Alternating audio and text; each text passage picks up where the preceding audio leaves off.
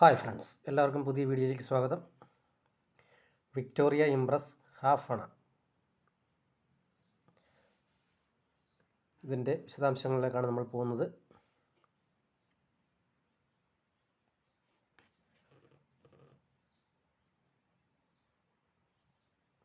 Calcutta മിൻറ്റിലെ coin തിരിച്ചറിയുന്നത് broad numeral 7 of 1877 എന്ന് കൊടുത്തിട്ടുണ്ട്.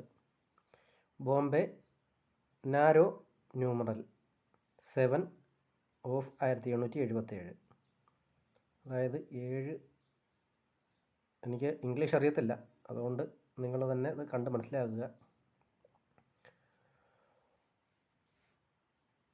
അപ്പോൾ 1877 അച്ചടിക്കപ്പെട്ടിട്ടുള്ള 2 മിൻറ്റുകളിലെയും നാണയങ്ങൾ റയർ കോയിനുകളാണ്.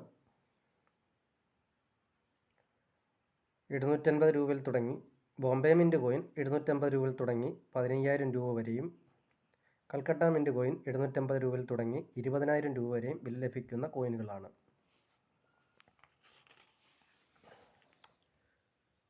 അടുത്തതായി ജോർജ് ആറാമൻ്റെ അരയണ.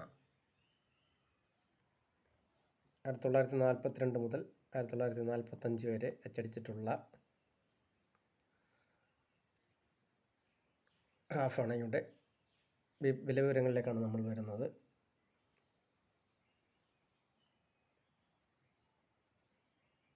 അപ്പോൾ മിൻറ്റ് മാർക്ക് നമുക്കൊന്ന് ഐഡൻറ്റിഫിക്കേഷൻ ചെയ്യേണ്ടതുണ്ട്.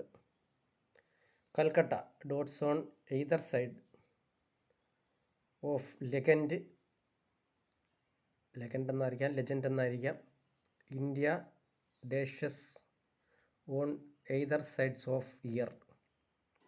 അതിൻ്റെ അർത്ഥം എനിക്കറിയത്തില്ല, നിങ്ങൾ തന്നെ മനസ്സിലാക്കിക്കോണം. Bombay no dots on either side of legend. India dashes on either sides of ear. ഇങ്ങനെയാണ് ഇതിൽ കൊടുത്തിരിക്കുന്നത്. ഇങ്ങനെയാണ് ഓരോ മിൻറ്റിലെയും നാണയങ്ങൾ തിരിച്ചറിയാൻ സാധിക്കുക എന്നാണ് ഇതിൽ പറയുന്നത്. അപ്പോൾ നമുക്കിനി വിലവിവരങ്ങളിലേക്ക് വരാം. 1942 അച്ചടിച്ചിട്ടുള്ള നാണയങ്ങളിൽ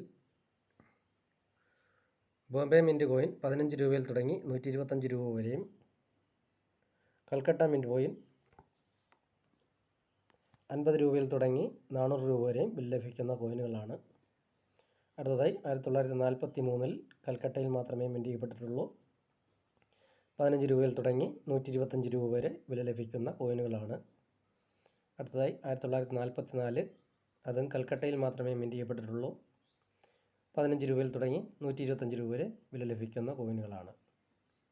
1945 അച്ചടിച്ച കോയിനുകൾ കൽക്കട്ടയിൽ മാത്രമേ മിൻറ്റ് ചെയ്യപ്പെട്ടിട്ടുള്ളൂ. 50 രൂപയിൽ തുടങ്ങി 300 രൂപ വരെ ബിൽ ലഭിക്കുന്ന കോയിനുകളാണ്. അടുത്തതായി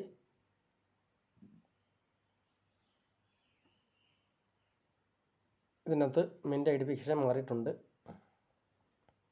മിൻറ്റ് ഐഡൻറ്റിറ്റി മാറിയിട്ടുണ്ട്. അതുകൊണ്ടാണ് ഇത് പ്രത്യേകം കൊടുത്തിരിക്കുന്നത്. അതേ ഒരു പൈസ തന്നെയാണിതും. അപ്പോൾ ഈ വീഡിയോയുമായി കാണുന്നത് വരെ എല്ലാവർക്കും ഗുഡ് ബൈ.